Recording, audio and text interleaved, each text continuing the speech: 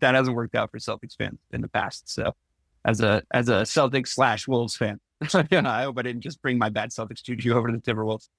Speaking of the Celtics, Jesus Christ, that was really, really, really annoying. That was really annoying, guys. What's up with Porzingis? Are I'm gonna we in start there. 2023 again? That's what it felt I like. It know. felt like I 2023 know. all over again. I know. It looked like it. Mike, you said illness. That's not good. Yeah, I'd say it felt ominous to me too. Uh, Here's what we came to realize. He needs to be reasonably healthy for us to win another championship. That's what I think I saw last night. Yeah, I mean, if you're going against teams that aren't missing their star player, unlike last year, which again, like they are, you can only play who you have. That's fine, but you're going to need KP to beat the Knicks. You just are, and I didn't think we were gonna. well, here's the thing: he can't be out, and Jaylen Brown cannot be hurt, which he clearly is. Like there was just no lift under anything that and they said it a bunch of times in the broadcast too. And I went back and watched, just compared highlights. You can just tell, like, he's laboring. So both of those things can't be true. If Jaylen was 100% healthy, then I'd say we could still afford to miss KP. But I don't know how far you want me to go here, but I was so pissed off about that fucking game. I want you to go as far as you might. I want this. Like, this is a therapy session for us all. To your point, Bobby. Like, is this 2023? Even after winning a goddamn championship, this team, after doing what they did last year, can still be up 20 points in the third quarter and decide that 19 out of your next 21 shots are going to be threes, and you're going to make 2 of them. Like, what the fuck are you doing?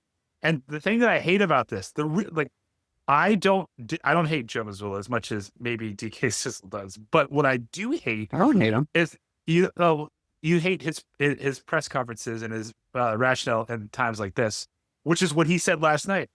I think, you just go back and you want to take, 10 or 11 of those shots back. Okay, so out of the 45 fucking shots that you missed, 10 or 11, I would take 10 or 11 of Tatum's last 10 or 11 shots and remove them from my fucking history. I don't know what he was doing. I hated that they got up by 20 and they just decided we can just do whatever we want to do and we're going to beat the Knicks. It was just so reminiscent of those old teams. And I know that you think I'm overreacting, but it's very clear again, when you have a guy like Jalen Brunson on the other side of the court, who is Mr. Clutch, voted Mr. Clutch by all of his peers, Tatum is not that dude. He just isn't.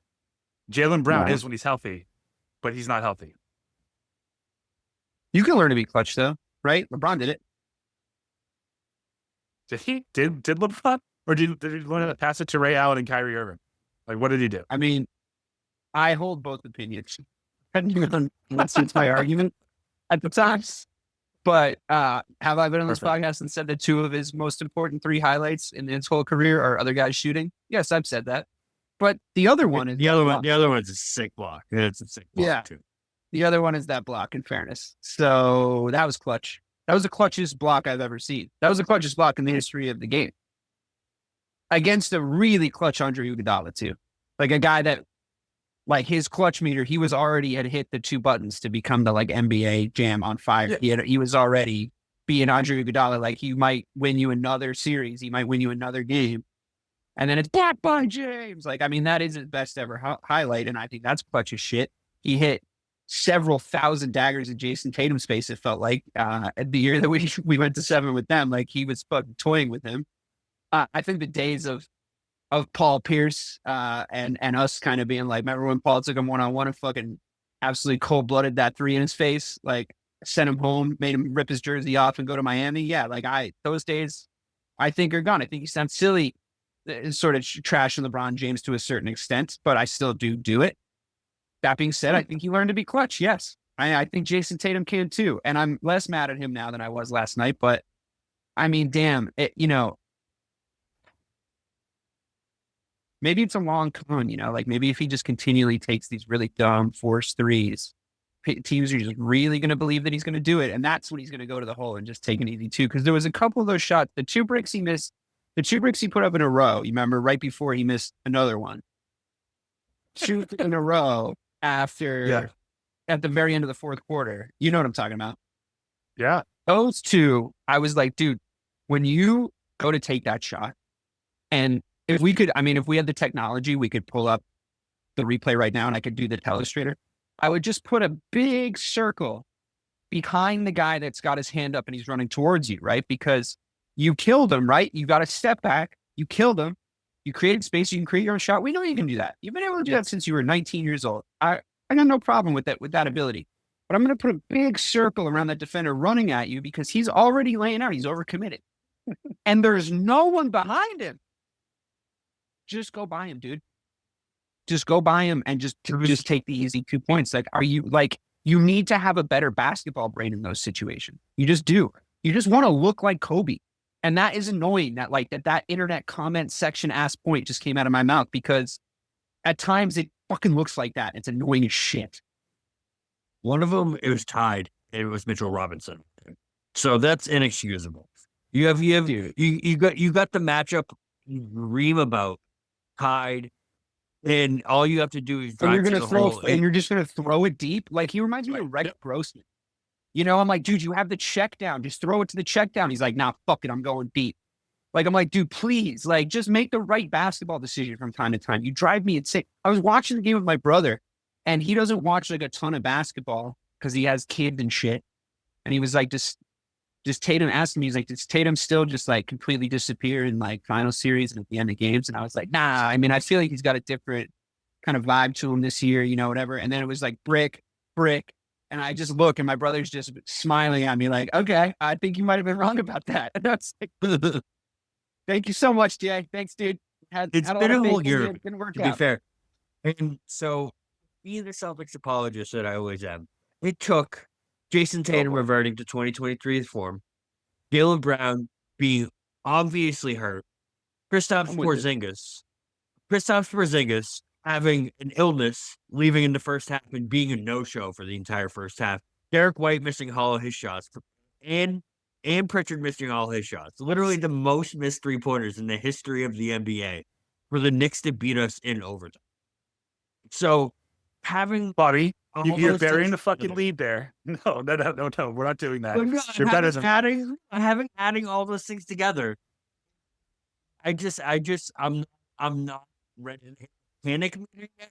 I am pissed off. Bobby. I am pissed off, but I'm not ready to hit the panic. I'm not asking you to panic. I'm just saying all the things that you just said are true. And then we built a 20-point lead. And then we fucking blew it and lost in overtime. It wasn't just like, we were just going nose to nose with them. Everything that you just said, KP sucked. Jaylen was still hurt. Tatum was playing. He actually had a pretty good first quarter, but then in the second and third quarter, he fell off a fucking cliff. All those things happened, and you still were up 20, and you made a collective decision to say, fuck it, we're just going to shoot threes. That's all we're going to do. After getting ahead by going unconventional for them and actually shooting twos in the first half, which was unconventional for them. Right.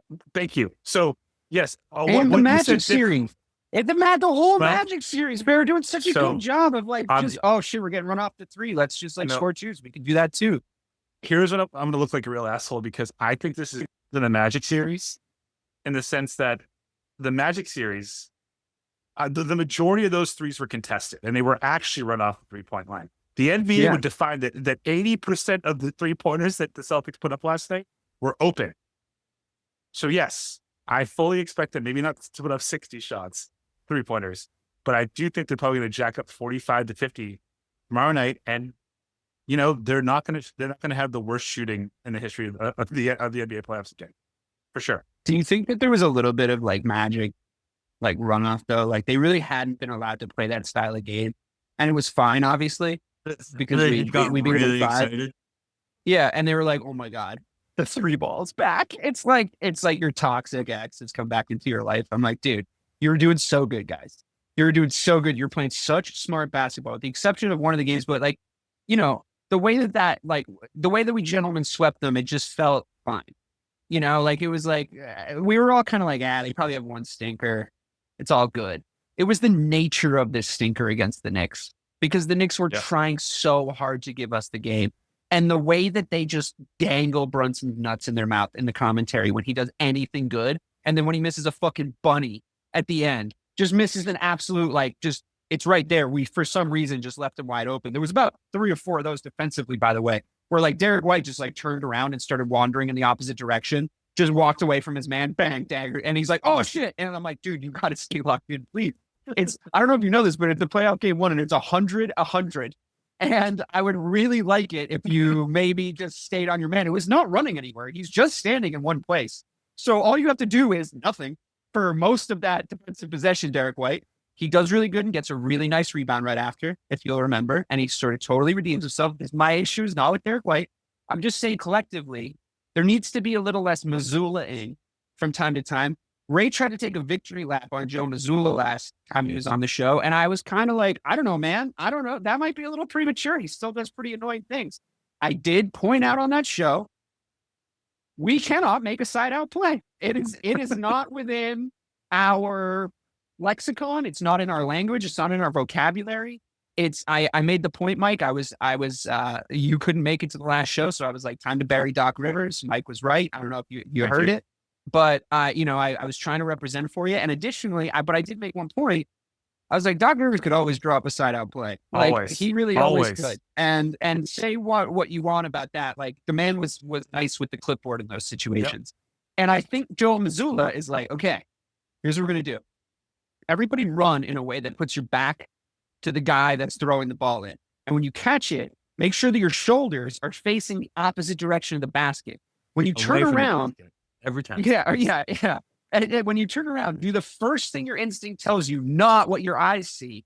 And we ran that. It was kind of a play where it was like, we're going to take a guy, we're going to take either Derek White or Jaylen Brown. We're going to make him do a slalom run in between 2 screens and then run away from the inbound passer and then catch the ball and then turn right. And what happened? Jaylen Brown just turned right and handed over the ball as though it was a baby. Here, just be careful with this. Just be really careful with this. Just handed it over. Like, it was almost as if the ball was the game, And he just was like, here, just don't support its head. Support its head. It's only a newborn baby. And that was annoying. But it felt like that was what we were trying to do. It felt like the thing about Joe Mazzulla's inbound passes is that it feels like they're accomplishing what he's asking them to do, which is bananas. I am concerned about the lack of creativity we have from the inbounds. Can I just ask one question? Could we maybe just have Jason Tatum sprint towards the basket and just throw it to him in those situations? Do you remember the last successful inbounds play? I remember, or the last second play was against. I do remember. I had not yet worked my first job. I hadn't touched my first hit the last time we had a last successful inbounds play. Sorry, go on. Yeah, it was a spin move against Brooklyn. It was the last successful play. Yeah. And then I remember at the end of the game. That was Ime. That was Ime. Can I just ask either of you, what did Peyton Pritchard make a name for last postseason? Shooting threes. Why wasn't he on the floor at the end of this game? Well, I'm never unhappy when he's not on the floor, to be honest with you. But I'm good. But you need a bucket. Everyone clearly knows you're going to inbound it to Tatum, who's going to be doubled, and you're just going to do a turnaround jumper and fucking miss it. So why wouldn't you put a guy in who over the last year and a half has become kind of a novelty act for hitting contested last second shots? I don't know. Yeah. I guess you're right. I will put Pritchard on the floor. You got to put your 3-point lineup in. My question is, I don't want to be the Miami Heat. That's why I don't want a Tyler Hero on our team. That's like we're depending on. It's like, where's fucking Jason Tatum? Like, I know we know where he is. I get it. I know I know what you're saying logically. Like, we know you're going to give the ball to Jason Tatum, so try to throw them a different look. But they used to know that the 08 Celtics last play in a situation like that was a Paul Pierce ISO. They used to know it, but there's nothing they could fucking do about it, right? And where is that in Tatum's game? Please, I don't get it. He has all the tools. Paul Pierce except for that one. Yeah, I know. And it's you were so confident. I mean, you had the luxuries of youth We were what, 18, 19 years old when this was happening, 20 years old. The luxuries of the naiveties of youth. You knew in your bones either Paul Pierce or Ray Allen was about to hit the game winner because Pierce would just make the right decision every single time. He was like, if they collapse, I'm going to go to the best up until that point 3-point shooter of all time. He's going to be standing over there by himself on the 3-point line. If they go one-on-one, I'm going to finish at the rim. Or what would happen more often than not is they half collapse and he's just going to hit a fucking fadeaway jump shot and we're all going drinking. So where's that from Jason Tatum? Where's the something bar energy from Jason Tatum? That's the thing we're still calling for. And look, Ray is always telling us, he deserves more credit. He deserves more popularity in Boston. I don't think he's wrong about that. I really don't. I think that the way we're hard on him is too much.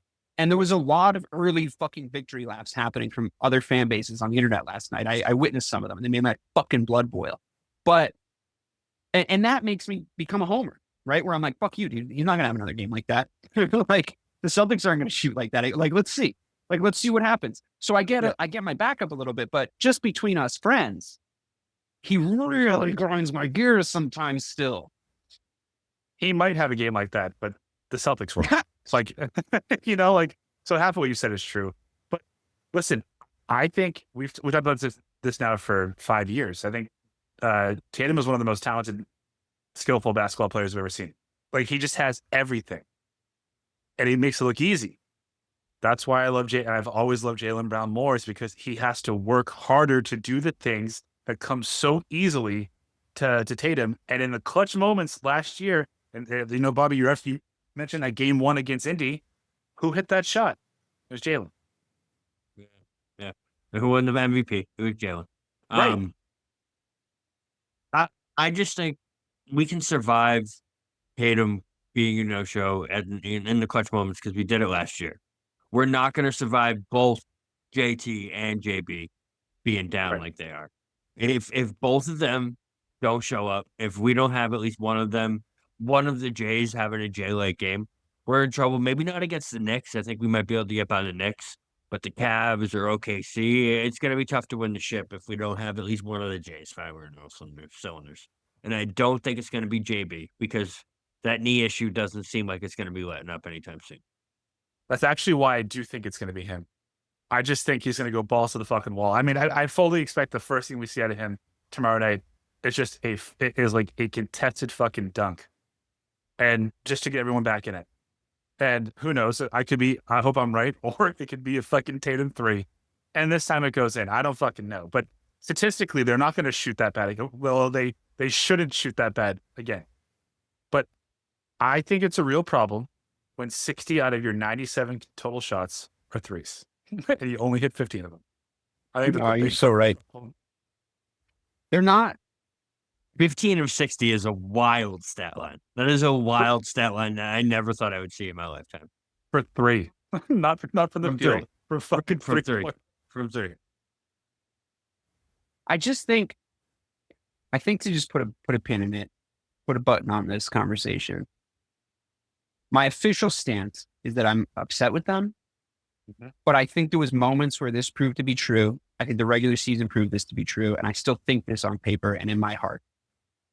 I still don't think there's anything that the Knicks can do about our offense when we decide to do it properly. Regardless of all the things you're saying, I still just think we're too right much for them. You're 100% across the right. 7-game series. So I'm upset, but I don't want to overreact to it to a crazy degree.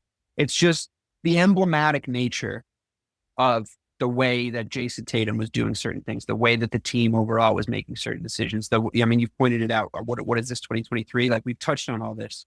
That it's an old wound, Mike. It's an old wound. Right. But the reason why I'm so pissed off, and I think we're also irritated, is because everything that you just said is true. We know that they can't keep up with us when we play our game. And we highlighted that by being up 20 fucking points by playing our game and then just completely abandoning it. Yeah, but that 20-point run, like that, well, it wasn't one run, but as we built that lead, I was really just sitting there thinking, what did you motherfuckers expect? We won Boston? That was dumb. Was like, this is what I thought was going to happen. That looked right to me. That looked like what I thought because of the size of their backcourt, the size of ours, the way that our wings are able to switch, the way that Tatum is able to blow by every single person on their team. Like, come on. Like, come on. Their switches shouldn't work on us. It should they shouldn't be. It should be a mixed bag of defensive results when they're trying to go rotation all the time on us. And then it looked like that for most of it. And then I just watched like a nightmare unfold in front of my eyes. It was like the capitulation was bananas. We did basically win the game. We did everything we were supposed to do. And then they just set themselves on fire. It was so strange. But yet so familiar. Shoot. But I mean, Porzingis is a real problem. I mean, he missed 12 games in the regular season because of this illness. We still have no fucking clue what it is. No clue. Just his illness is he's projected to play. But he was terrible. He was terrible in 3 out of the 5 games against the Magic. He was awful in this one. Like we're gonna need him to put up better numbers than Al fucking Horford. And I know I say that. The Horford on an island thing was just like, man, I was talking about it this 2023. I was having flashbacks to the Heat, just like killing us in that series. I was like, God, please stop letting him get switched on like this. Like, it's not fair. Right. Can we go small to avoid that and just put Pritchard in? I heard someone say this. Go small, put Pritchard and put Tatum at the 5 and just eliminate that fucking Horford switch from my fucking vocabulary. I hate that shit. We've been seeing that shit for 5 years. Team have been taking advantage of that Horford switch. Then you're sacrificing the boards, and we out rebounded them. Right. How many minutes did Luke Cornett play? Too many. You don't like him? He's fine. He played 17 minutes. What was his box score? I feel like that's his sweet spot though, because I don't think you want to get to a point where Luke Cornett's playing 23 minutes in the playoff game, because no, not at all. But he had he had a -7. He had a -7 plus minus though. Like, that's not good. Those are Sam Hauser numbers. He had 4 points and 5 rebounds. I know. What is Hauser's deal, by the way? Is he hurt? Is he hurt? He looks fucked up.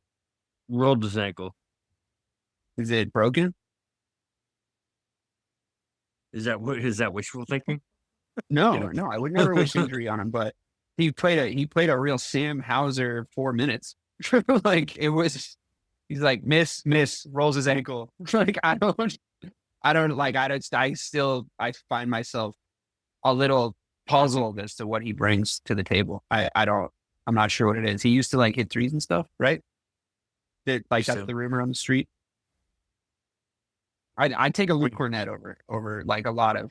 I mean, I think like the thing about, say, like a Pritchard is like I agree that he does what he needs to do offensively on a regular basis, because if he scored 13 points last night, he hit all his free throws. He's pretty sure with the ball, like he's not a big turnover guy. So that's fine. Like, honestly, that's okay. You can have that guy in the team. I don't mind it. It's when we're starting to say things like, maybe we should start drawing up plays for Peyton Pritchard on the inbounds pass. I'm like, no, please don't do that. I don't want that.